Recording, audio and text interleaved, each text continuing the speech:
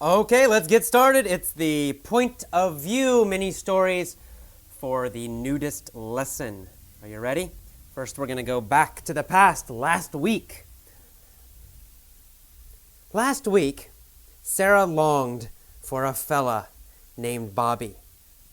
She loved him deeply. But Bobby lived in Norway, and Sarah lived in San Francisco. Sarah thought about Bobby every day and felt unsettled. Finally, she decided she must see him to be happy.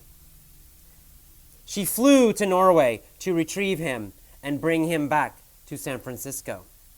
She spotted him at a beach. She wanted to run to him, but she hesitated because he was in the buff. She was shocked and startled because he was with a beautiful, busty woman who was also in the buff. Sarah started to cry. Then she ran away. She returned to San Francisco just yesterday. Sarah and Bobby never crossed paths again. All right, very nice. Let's do another one now. We're going to start with since middle school. Since middle school for version number 2. Since middle school, Sarah has longed for a fella named Bobby. She has loved him deeply all that time since middle school, until now. But Bobby has lived in Norway for 10 years, and Sarah has lived in San Francisco. Every day, Sarah has thought about Bobby and has felt unsettled. Well, finally one day, she decided she must see him to be happy. So she flew to Norway to retrieve him and bring him back to San Francisco. She spotted him at a beach one day. She wanted to run to him, but she hesitated because he was in the buff. She was shocked and startled because he was with a beautiful, busty woman who was also in the buff. Sarah started to cry. Then she ran away. She returned to San Francisco. Sarah and Bobby never crossed paths again. Okay, as always, you can see this happens a lot when we start with since middle school, since 1 year ago. Often we have to switch to the past tense again when we talk about a specific event, right? Specific events usually start, they happen, and then they stop. It's all finished in the past.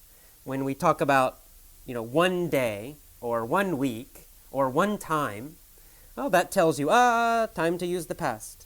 But if we say, since middle school, since 2006, until 5 years ago, well, then that tells us, maybe we better start using have gone, or has gone, or had gone. Okay, third version. Let's go to the future, into the future. Into the future, next year, here's my idea for a story. It's a story that will happen next year. There will be a woman named Sarah.